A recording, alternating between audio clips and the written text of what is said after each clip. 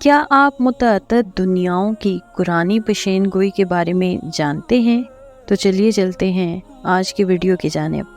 کائنات کی وسعتوں تک پہنچنے کی جستجو میں مصروف حضرت انسان آج تک نظام کائنات کے بارے میں طرح طرح کے مفروضے قائم کرتا رہا اور پھر وقت کے ساتھ ساتھ انہیں تبدیل کرتا آیا ہے۔ کائنات ایک ہی ہے یا بہت سی کائناتیں ہیں؟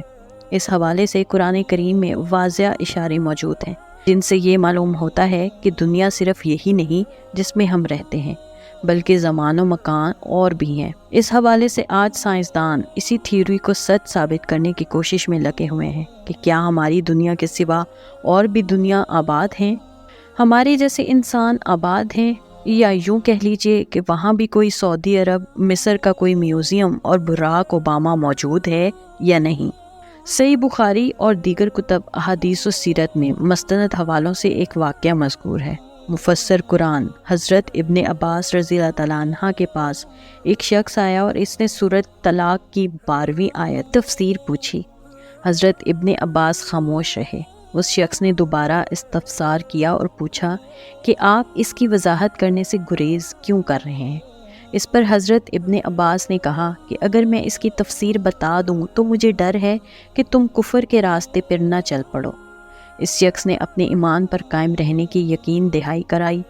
اس پر ابن عباس رضی اللہ تعالیٰ عنہ نے کہا کہ 7 زمینوں سے مراد ہماری زمین ہی جیسی 7 اور زمینیں موجود ہیں۔ ہر زمین پر ہمارے پیغمبر حضور پاک صلی اللہ علیہ وسلم کی طرح رسول آئے ہیں۔ حضرت آدم کی طرح وہاں بھی آدم، نوح کی طرح ان زمینوں پر بھی نوح، ابراہیم خلیل اللہ کی طرح وہاں بھی ابراہیم، اور عیسیٰ کی طرح وہاں بھی عیسیٰ مبعوث ہوئے ہیں۔ روایات کے مطابق سوال پوچھنے والا شخص اپنے ایمان اور اسلام پر قائم رہا اور اس کے بعد اس نے 68 سال مزید زندگی بھی گزار دی۔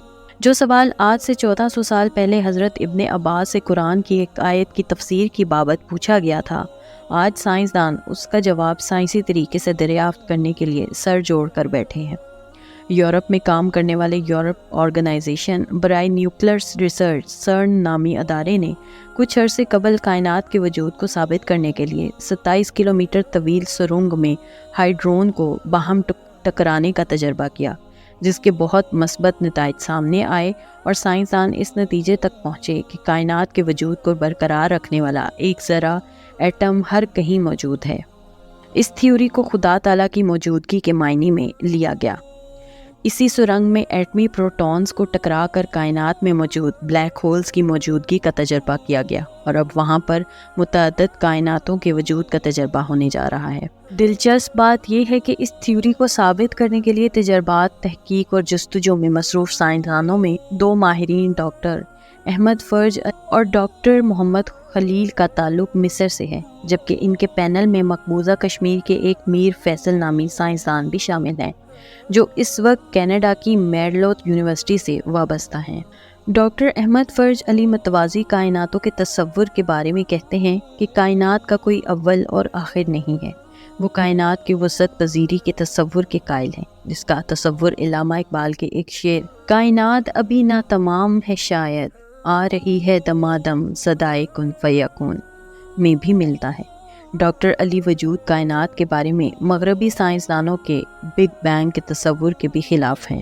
تینوں مسلمان سائنسدان پر امید ہیں کہ آج فرانس اور سوئٹزرلینڈ کی سرحد پر سائنسی غار میں ہونے والے تجربے سے قرآن کریم کی اس پیشین گوئی کی تصدیق ہو جائے گی کہ کائنات میں ہماری دنیا کی طرح اور بھی متوازی دنیایں آباد ہیں۔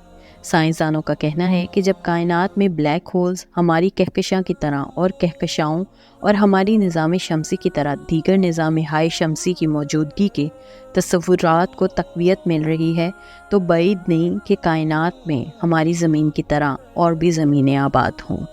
اس طرح کی مزید دلچسپ ویڈیوز دیکھنے کے لیے دیکھتے رہیے میرے چینل کو لائک، سبسکرائب اور شیئر ضرور کیجیے اور ساتھ ہی ساتھ بیل آئیکن کو بھی دبا دیجیے۔ شکریہ۔ اللہ حافظ۔